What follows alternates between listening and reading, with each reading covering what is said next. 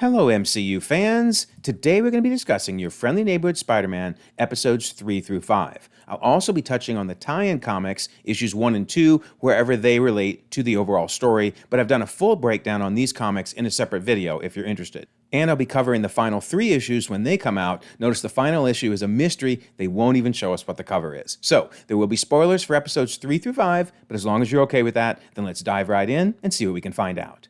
Don't forget, we have a February contest running all month long. Be a subscriber, leave a comment. You could win a book or a steelbook. Best of luck. And we have a membership option with lots of cool perks, so you might check it out in case you're interested. So I have a small update on where it appears on Disney+. Of course, it's already in Marvel Animation and Spider-Verse, but since the last video, it's been added to the Multiverse Saga. So that's awesome. That is right where it belongs. I would love it if there's some type of crossover during Secret Wars. We'll have to wait and see. Also, it's really cool that it's winning in the top 10 list, so go Spider-Man, go.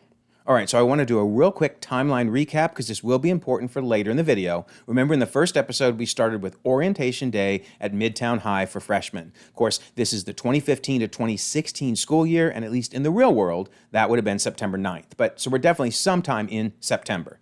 Then, of course, we jumped a few months later. And that's what I think the comic books are covering, is that few months period. In fact, they even tell us that it's going to cover several weeks. So we jump forward a few months, and that makes total sense because remember, we saw football season going on with, of course, Lonnie as the quarterback. And at least in the real world, football season ends in November. So that would mean we're sometime probably in late October to early November. Then in these episodes, the new ones, we learn that Pearl is on the swim team. Well, similar to football, swimming meets end in late November. So, okay, we are definitely in late October to November timeframe. The reason I do throw out late October is we do see a bus in these more recent episodes that say Experience Haunted New York Tours, which kind of implies we're around Halloween time. But of course, with these buses, they sometimes keep advertisements on them way past the point where they're relevant. But either way, we're late October or early November. All right, so let's talk about episode number 3. I love these comic book covers they give for each one. And of course, Norman is a big figure in this episode. So we pick up right after the last episode with Norman saying, "So, you're Spider-Man." But he tells him, "We'll talk more soon, but your secret is safe with me." So poor Peter has to deal with that for a while, right? So then we meet Nico's foster mother, because Peter says, "Oh, hi, Mrs. O'Hara." Now, if you've been reading the comics, we've already met her. But this is the first time we've seen her in the series. So we need to talk about her. Now, of course, Marvel did a Runaways series, and in case you haven't seen it, I did a video on the timeline for that series, but this is what Nico looked like in the series, and this is what her mom looked like. But obviously, she's not with her mom anymore. She's with a foster mom. And notice, the foster mom's name is O'Hara. Now, where have we heard that last name before? Oh, that would be Miguel O'Hara. Now, there may be no tie between them at all. It might just be a fun little Easter egg, but I will point out, in the first episode, remember the spider came through a portal from presumably a different universe to bite Peter. That is just like what happened in Into the Spider-Verse with the spider that came from a different universe to bite Miles. So I don't know if there's going to be some connection to the Spider-Verse, but we should keep an eye out on that for sure. But I do want to point this out. Notice that there is a picture in Nico's room of her parents, Robert and Tina. In fact, she even has them on her cell phone. So that's interesting. Doesn't seem like she's upset with them like she would have been if she literally ran away from them. And it's definitely the parents from the series. I mean, you can see the dad's got the same glasses, practically wearing the same shirt and sweater. So yeah, what is going on? I really want to know more of the background with Nico. Did they maybe die in this universe versus her running away from them? So hopefully we'll learn more as the series goes on. But yeah, then we learn the problem with having foster brothers, you end up being the one that has to clean up after them. So there's a mess in the kitchen, and Nico has to clean it up. Meanwhile, Peter takes off to go have dinner with Norman. So Norman says, "I wanted it to be a private discussion," so he literally buys out the entire restaurant for the evening. Seems a very Kingpin thing to do, right? Although Norman, at this point at least, doesn't seem as menacing as a Kingpin. We'll have to see what his motivations truly are. Then I love the way Peter tries to explain away getting caught as Spider-Man by saying, "Oh, someone on your security team is playing a prank on you." And Norman's like, you'd have been better off just saying you were friends with Spider-Man, which of course is what he always did in the comics. So that was really clever. But then we get another nod to Civil War when Norman shows him stopping that van before it hit the bus. And of course, that's exactly what Tony did to prove to Peter that he knew that he was Spider-Man. But then we get a nice explanation for why Norman cares so much. He wanted to know who saved Harry. I kind of wondered if that might be his motivation. Like, literally, he said, I vowed that I would find Spider-Man and repay him for saving Harry's life. And in fact, we find out he even set up this fake internship with the 4 people he thought might be Spider-Man, including, of course, Peter himself. So then he says, look, what do you need? What can I do to make your life easier? And I love this. He says, maybe we could add a drone. Is that too much? Of course, I immediately thought of Red Wing and the drones, but actually I think it's a sly reference to the Homecoming movie where Spider-Man did have a drone, Droney, for a brief period of time. All right, so then we learn what drives Peter, basically why he became Spider-Man. He says, why me? Why not someone else? Someone that could have been the next Captain America. So in the comics, we definitely learn that he idolizes Captain America. And in fact, in a later episode, Nico says, are you ignoring me when I mention Captain America, even though he's like your Messiah? So it's really interesting. Captain America seems to be the reason he became Spider-Man, not Uncle Ben giving the great power, great responsibility speech. Then he says, now I truly believe that I have these powers to help people. So yeah, I think just he was driven to be someone like his idol, Captain America. So then he basically turns Norman down for now, even though Norman says, I assure you I can take care of myself while promising you that your secret will stay between us. So either way, Norman is promising no one else will know. All right, so now we meet the villains for the episode, James Sanders and Maria Vasquez, who will eventually become Speed Demon and Tarantula. And they'll be using this tech that they just purchased to become villains. And look, there's our mysterious logo. It's returned. We saw that, of course, in the previous episode on butane. And doggone it, I should have guessed it was Dr. Octopus. Some of you mentioned that in the comments and you were dead on. I mean, it's an 8. And of course, what does Dr. Octopus have? 8 arms and legs. And then we see the logo on everything they're wearing. Of course, Speed Demon's boots and Tarantula's gauntlets. All right, so we'll pick up with them in a minute. But first, we need to talk about May selling off all of Ben's old things. And notice Peter has found Ben's old camera. He's going to be using that in a minute. But in the comics, they give us a rough timing of Ben's death. And I found this really interesting. So Peter is talking to Nico and says, at my old school, I was the kid everyone ignored unless they wanted someone to copy from or shove into a locker. Then for a hot minute, I was that poor kid whose uncle died, which was worse. So he's talking about his old school, a la junior high, and he makes it sound like it was maybe near the end of his junior high because he said for a hot minute, I was the kid whose poor uncle died. So I think that means Uncle Ben probably died in spring of 2015, maybe a couple months ago. So very interesting. Hope we learn more about Uncle Ben.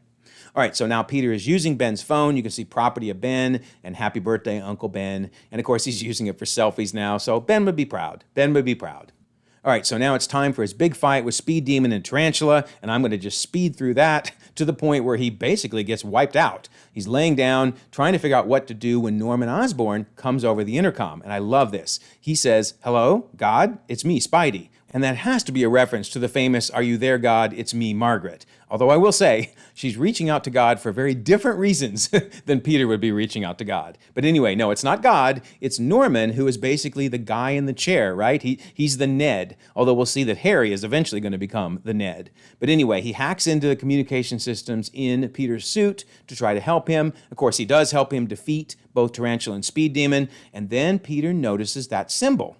And then I think Norman might recognize it as well. I'm wondering if Doc Ock used to work for Norman. Of course, we'll learn more about Doc Ock in later episodes. But then Peter finally decides to accept Norman's offer, welcome to the team, Mr. Osborn, and sure enough, they shake on it. And I do think Norman's motives, at least at this point, are pure, but we'll have to wait and see. All right, so then we have to talk about Lonnie in this episode as well. Turns out Lonnie's brother, Andre, has been vandalizing a building with some hoodlums, calling themselves the 110th Street Gang. So yeah, his brother is involved with a gang, which actually the 110th Street Gang does exist in the comics, and they were a gang working with Lonnie Lincoln, Tombstone. So, I mean, it's clear, right? Lonnie is going to become Tombstone, and I feel so bad for him. So now he goes off to try to get his brother out of that gang, and he meets Big Ben Donovan, the leader. So Big Ben Donovan is from the comics, and he's a Luke Cage villain. And in fact, we did see a Ben Donovan in the Luke Cage series. So I love that, all these different ties with the main MCU. All right, Lonnie now makes a very dangerous trade, says, I will join your group and do what you want, me for my brother. And we see yet another handshake, although this one is going to end up very, very poorly for poor Lonnie. All right, so now we move on to episode number 4. Another nice comic cover. I love how they do this each time. Okay, so things pick up with us learning that the 110th Street gang is in a turf war with a rival gang, the Scorpions. And notice who's telling Big Don about it? Bulldozer. So I have no idea if he'll become Bulldozer from the comics, although notice he's got that orange outfit on there, which kind of looks like the supervillain from the Wrecking Crew. We'll see. We'll see whether that ends up happening. All right, so Lonnie is then sent to go pick up food, and he runs into Carmilla Black. So Carmilla in the comics becomes a female Scorpion, so it makes sense that she would be with this rival turf gang, the Scorpions, and she says, "Tell Big Don we'll be seeing him soon." So Big Don lets Lonnie know her name is Carmilla Black and she's the lieutenant for the local riffraff. And then he goes on to explain that Mac Gargan is the leader and makes Big Don look like the Dalai Lama. Of course, Gargan in the comics becomes the Scorpion. I love this look, but then also this one's pretty menacing with the spike on the end of his tail, so I can't wait to see what the Scorpion looks like in this series. But all right, now we're going to head over to Peter. So Peter is getting berated by Dr. Whitman, who once again may end up becoming the wizard, but they really throw in this cool clue here, because notice he's got this chess set sitting suspiciously in front of him. Well, in the comics, he was a chess champion because he was really smart. So yeah, they are dropping all kinds of clues that this dude will end up becoming the wizard. All right, so Peter then literally runs into Harry. So I'm not sure if his spider sense is working at this point.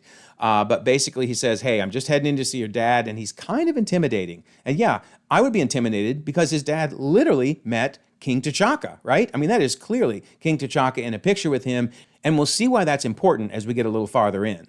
All right, so then we learn that the Civil War has occurred. Superpowered individuals must now register. And we see this battle, this clip from the battle, which of course looks exactly like this clip from the actual Civil War movie. In fact, here they are side by side. Love that. That's very, very cool. But it is interesting to note that in the MCU, the Civil War battle happened in spring of 2016. However, remember, we're in either late October or maybe early November in this universe. And that's fine. Things have happened differently, yet similarly. So no problem, but I just didn't want you to think we're suddenly in spring.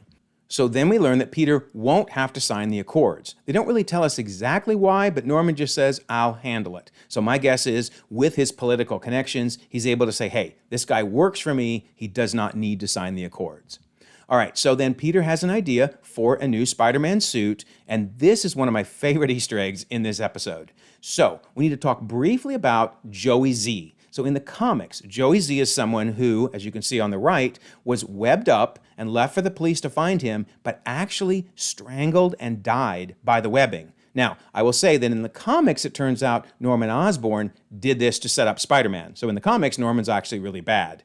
Because after Spider-Man is accused of killing that dude with his webbing, in the comics, he has to adopt different outfits to basically hide himself so they don't know who he is, right? He adopts a Prodigy, Hornet, Dusk, and even another one, Ricochet, which isn't really mentioned in this episode. But okay, hold on to this idea because look at this suit. This is hilarious. So Norman says, "I got a whole team working on these suits and they don't even know who you are."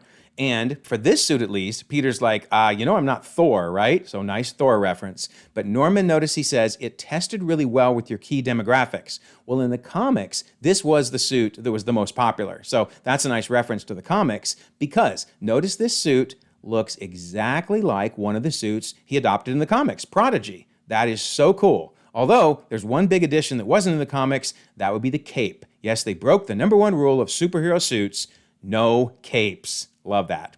All right, so then he tries out the second suit, which, yes, that looks just like the comics, Hornet in this case. And they even have a reference to it when Norman says the Hornet pack is a more efficient method of traversal.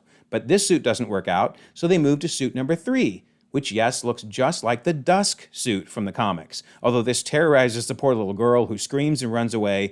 So it's back to the drawing board to find a better suit. But yeah, I love this tie-in to the comics. Epic, epic Easter egg. All right, so Norman now seems very upset by the news, in particular what he's seeing here. So let's zoom in on that. Notice WHIH, nice Easter egg there. But notice it says, UN bombing fallout, King of Wakanda dead. So just like in Civil War, the king was killed. But remember, Norman was good friends with the king, so much so that he has this picture with him. So I think this really affected Norman. He's really frustrated about this situation, which is why he goes into this discussion about the ongoing hero arms race. He says, because we're in the middle of an arms race that started way back when the Avengers first formed. And of course, Peter says, when they defended the city from that invasion, referencing Avengers. But Norman is saying yes. Basically, there's this arms race of more and more superheroes and more supervillains, which, of course, that's a discussion that Vision brought up in Civil War, saying there may be a causality between the Avengers forming and all of these different villains rising up to battle them. So I love that. And we see that Norman is really frustrated with the current set of heroes because he says, I want heroes that aren't one bad day away from a gamma-fueled rampage. Of course, referring to Age of Ultron, when Hulk went nuts and destroyed the town of Johannesburg. And in fact, you can tell it's the same setting. I love how they got the detail down of even that tower. So very cool. Age of Ultron obviously happened in this universe. All right, so Peter will now be part of a new generation of heroes, the first in that new generation. And we finally see that he has the perfect suit, right? This suit, of course, is from the Future Foundation, which was referenced in the latest Fantastic Four trailer. So timing-wise, perfect time for this episode to come out.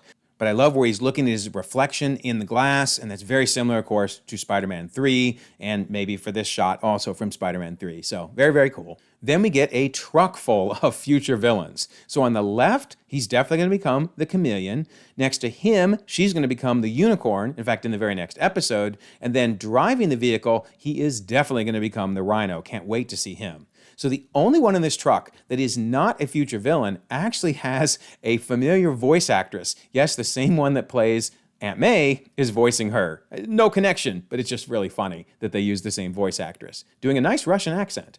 All right, so then here we might have a small dialogue mistake, because notice they say we're about to have half the NYPD after us, but of course in this universe, it's the PDNY. So not a big deal. In fact, it might just be that the characters got it wrong, just reverse the letters around, but I couldn't help but notice that. And then I love this. Sounds like the Russian gangs don't get along because they talk about the tracksuits, and of course they're referencing the tracksuit mafia who we saw in Hawkeye. So I love all these connections to the MCU.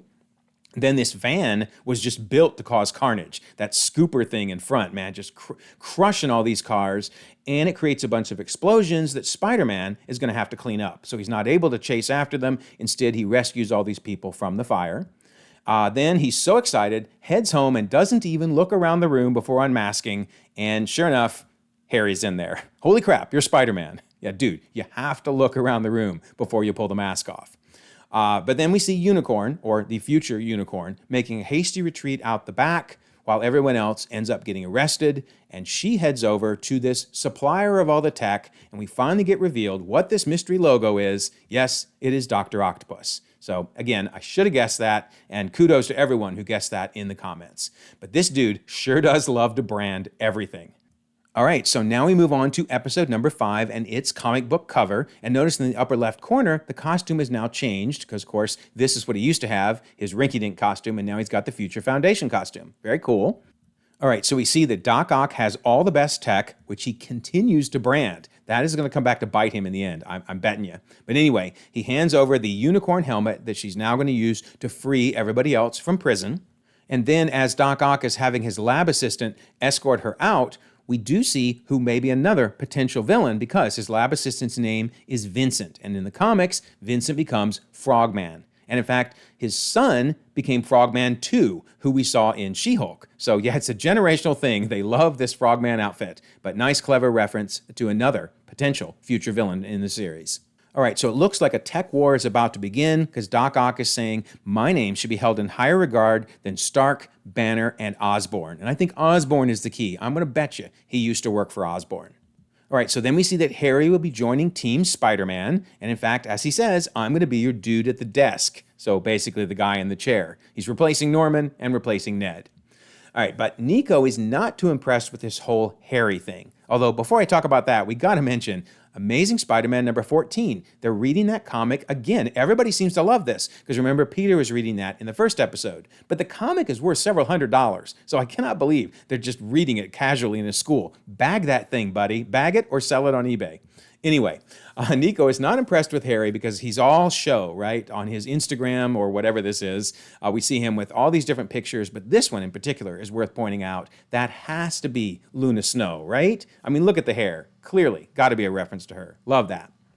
All right, so Peter would prefer a little more color in his suit. He says, I could use more color.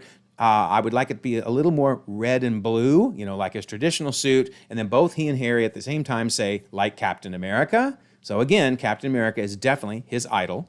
But then Harry says something interesting. He says, besides, I read online that the real Cap died 4 years ago and that now he's a clone. I love all these Captain America conspiracies because remember, Torres said Captain America was on the moon. So everybody thinks there's something up with Captain America.